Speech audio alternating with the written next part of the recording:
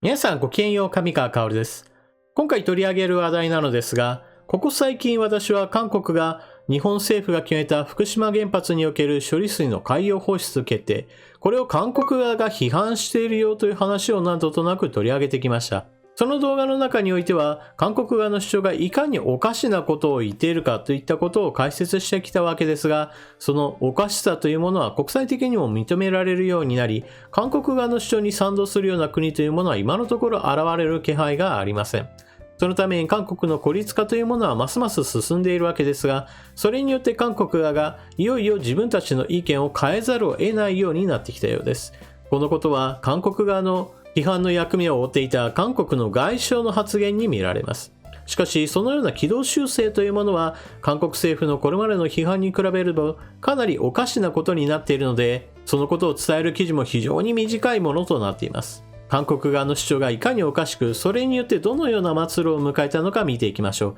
それでは記事をどうぞ。海洋放出 IAEA 基準に従うなら反対せず、韓国外相。韓国のチョン外交部長官は19日、国会で開かれた対政府質疑で、日本政府が東京電力福島第一原発の処理済み汚染水を海洋放出する方針を決めたことについて、国際原子力機関 IAEA の基準に合う適合な手続きに従うなら、あえて反対しないと答弁した。その上で、反対するというよりは、国民の健康と安全を最優先にしながら、日本に3つ程度を一貫して要請していると説明。1つ目は十分な科学的な根拠提示と、情報を十分に共有すること。2つ目はより十分に事前協議を行うこと。3つ目は IAEA の検証への我々の専門家か研究所代表の参加保証と述べた。さて、非常に短い記事なわけですが、この短いということも一つのポイントとなっています。というのも、これまで韓国は一貫してトリチウム水を汚染水と呼んで、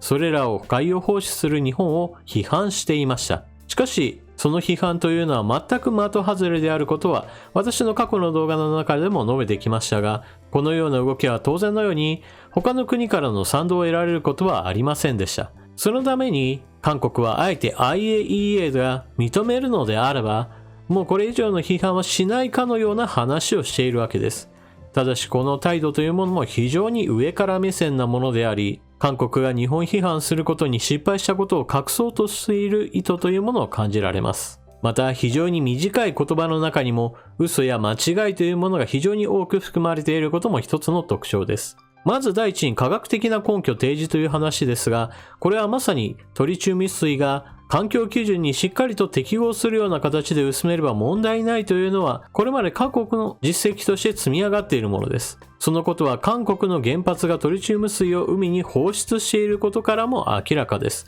ですからこのような根拠提示を求めるというのであれば、自分の国がなぜトリチウム水を海洋放出しているのか、そのことをもう一度考えた方が良いでしょう。そして二つ目の問題は事前協議を行うことなのですが、別に事前協議が必要なわけではない事案ということも明らかです。先ほども述べたようにトリチウム水は世界各国の原発で通常業務の一環として海洋放出が行われています。そのことに関して他の国に協議を求めるようなことというものは必要ないわけです。そして3つ目には IAEA の検証に韓国側の人間を入れるよという話をしているわけですが、これなども IAEA 側との協議などが行われるとはとても思えません。少なくとも IAEA 側としても韓国側の人間が入ることに意味を見出さないでしょう。まず最初にこれまでの動画を見てこなかった方のために、これまでの流れを簡単にご紹介しましょう。まず第一に日本が福島原発の周りにあるトリチウムを含む水の海洋放出というものを決定しました。これに対して韓国側はそのようなものを汚染水と呼び、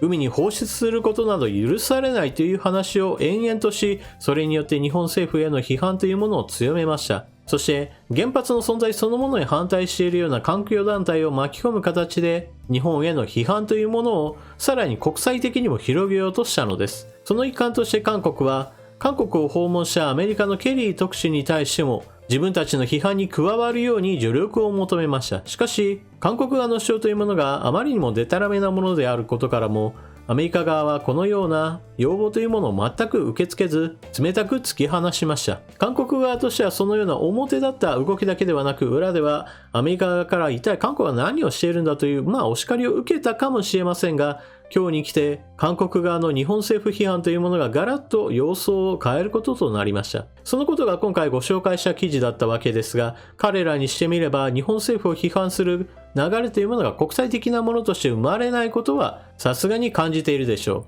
う。例えばアメリカだけではなくヨーロッパなどにおいてもこの日本政府の決めた海洋放出について批判が巻き起こってはいません。なぜならばこれまでの動画で紹介しましたが、世界各国の原発やもしくは放射性物質の再処理工場などにおいては、このトリチウム水というのはそれぞれの国の環境基準に合わせる形で海洋放出というものが普通のこととして行われているからです。しかもこの点について一つ言えば、日本と韓国におけるトリチウム水の海洋放出、原発が稼働している以上は通常業務として出るわけですが、日本と韓国を比べた場合、日本の2倍韓国がトリチウム水を放出していることが明らかになっています。これは韓国側の政府系機関が発表しているものであり、決して捏造されたものではありません。トリチウム水が危険だと言っている割には、自分たちの国の方が現状において2倍日本よりも出しているこの現状について、少しは論理矛盾を感じないのでしょうか。感じないからこそ日本政府を批判しているわけですが、このあたりは日本人の感覚とのズレがいかに大きいかがわかります。しかし、そもそも論としてこの日本の2倍韓国側が出していたとしても、環境全体から言えば、その影響というものはあまり考えないで良いかもしれないのです。そのことは、以前の動画の中においてフランスにおける放射性物質の再処理工場の話について私は言及しました。福島原発におけるトリチウム水の放射線量、その総量としては800兆ベクレルだと言われています。一方で、フランスの核処理施設における1年間の放出量は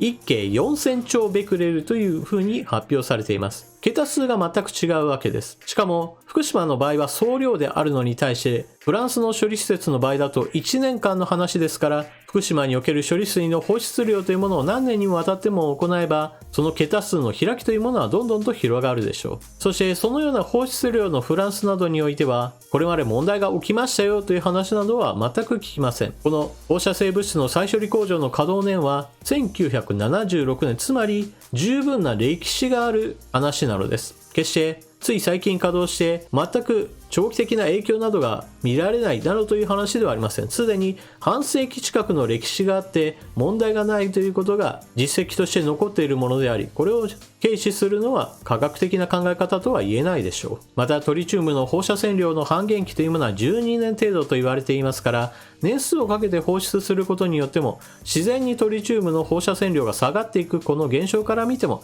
やはり問題というものはどんどんと小さくなることがわかります。このあまりにも韓国側の批判というものが低レベルであることから、このまま政府の批判というものに乗っかるのは危険かろなというふうに考えたのか、先日の動画においては韓国国内においてもトリチウム水が危険だという主張というものはすぐに化けの皮が剥がれるぞということが韓国側の科学者の発言として取り上げられていました。このあたりの話というのは文大統領に愛想を尽かしている韓国側の人にしてみればやっぱりなというふうに思うでしょうし、文大統領の支持者にしてみれば逆にそのような科学的な話などには目をつむって感情論として日本は悪い国であり、韓国政府の言う通り日本は本当に悪いことをして私たち韓国の人たちの心を傷つける悪い民族だという話を今でも繰り返すこととなります。とはいえアメリカからも冷たくあしらわれ、そしてヨーロッパからも全く同調する声が上がらないために、韓国側の主張としてはいつまでも日本政府批判というものを強引に進めることはさすがにもう持たないと思ったのでしょう。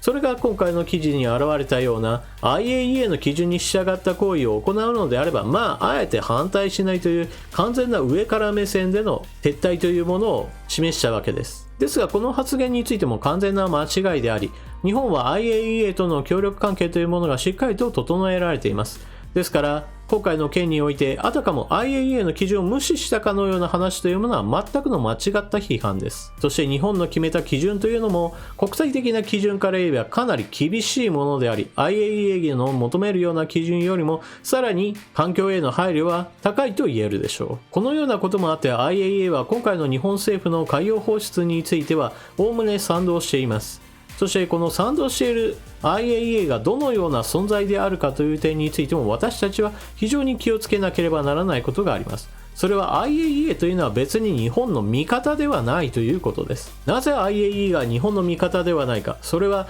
日本がいつでも核兵器を保有できる国だからです。IAEA としては原子力の平和的利用というものを推進していますが、同時に核兵器の拡散については非常に厳重に警戒を続けています。核兵器の保有にはいくつかの必要な要素というものがあります。それは技術であり、生産設備であり、人材であり、そして核兵器の元となるような放射性物質といった材料です。日本というのは核兵器を持つ上での必要な要素というものを全て兼ね備えた国であり、IAEA としては非常に警戒している監視対象国なのです。ただし日本の場合だと、作れるような要素というものがいくら揃っていても意識的に作らないようにしている国であることは明らかです。このように日本と IAEA の関係というのは別に友達や味方といったような関係ではなく、あくまでもドライな関係です。ですから日本政府がこのような環境基準でこのような作業手順で行いますよというものを受けて IAEA としてはそれで問題ないなということを厳しく審査はするでしょうが、それは別に批判するための批判ではなく、単純に科学的に正しいかどうかといった観点から見ているに過ぎません。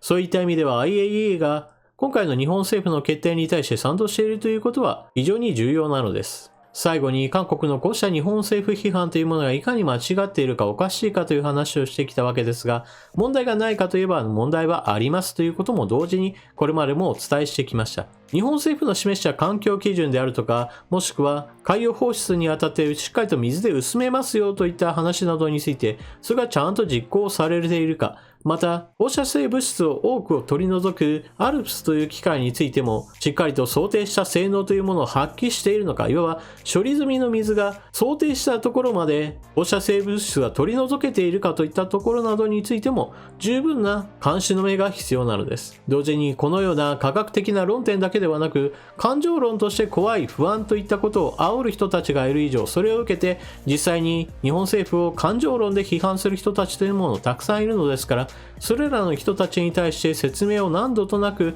延々と繰り返し続けるという根気強さというものも政府には求められます。また一方で韓国側のこのようなおかしな主張がありますよという紹介をしてきたわけですが、このような主張と全く同種の日本政府批判を展開している日本国内の人たちというものも実際に存在しています。それらの人々に煽られて不安や恐怖を植え付けられた人々というのはデータ上や科学上の正しさなどというものは耳に入りませんし、見たくもないものとして扱うでしょう。そのような恐怖や不安に人々を陥れる行為というのは結局はそのような先導者に対する支持者を増やすための私利私欲にまみれた行為としか言いようがありません。ですからそのような人たちの言動に惑わされないように皆さんはぜひともお気をつけください。皆さんは今回のニュースを聞かれてどのようなことを考えたでしょうか。ぜひともコメントしていってください。